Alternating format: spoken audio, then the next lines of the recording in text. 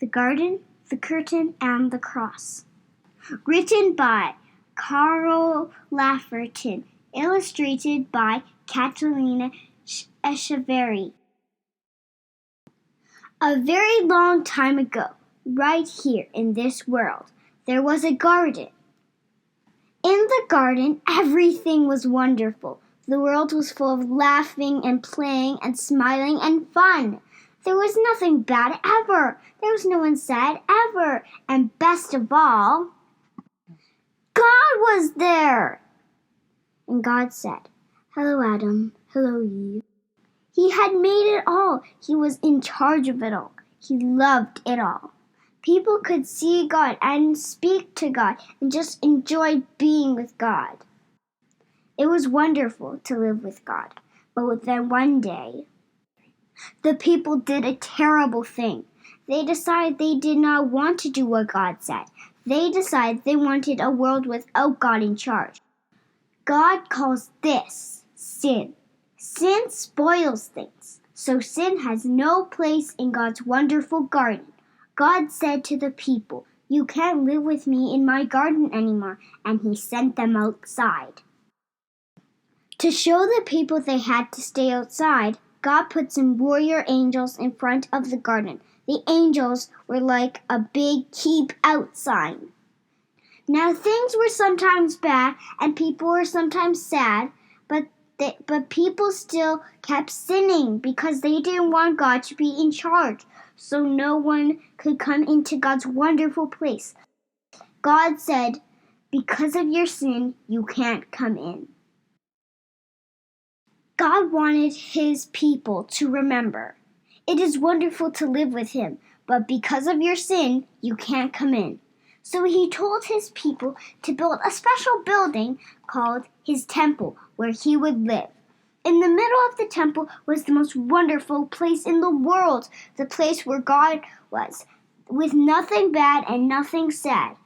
It was very exciting.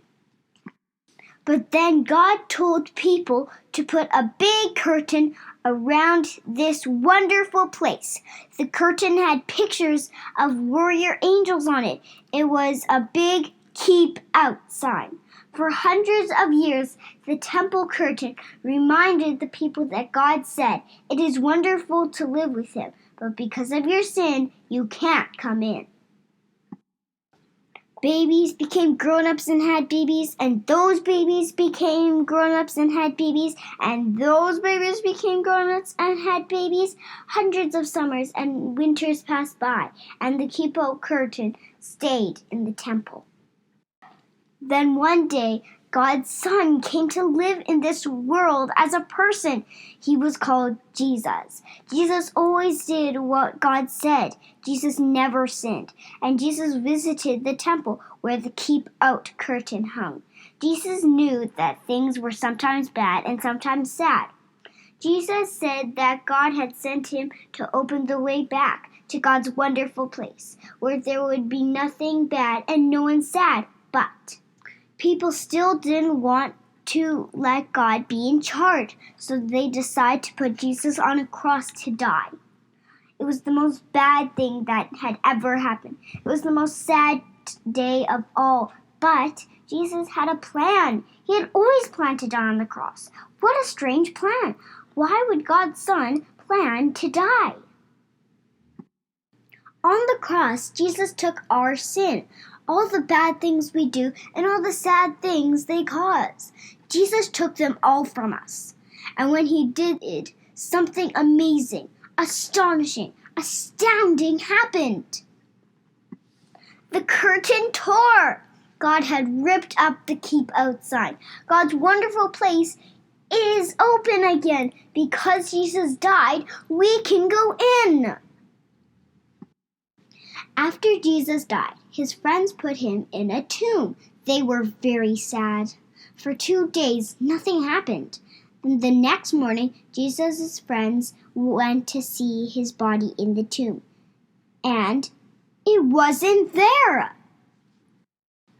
A little later on, Jesus' friends were all together. And suddenly, Jesus was there, alive. Suddenly, His friends weren't sad. Now they were so God had brought Jesus back to life so that he could live in God's wonderful place forever. And Jesus has sent everyone an invitation to come and live with him there too. He tells us, God says it is wonderful to live with him, but because of your sin, you can't come in.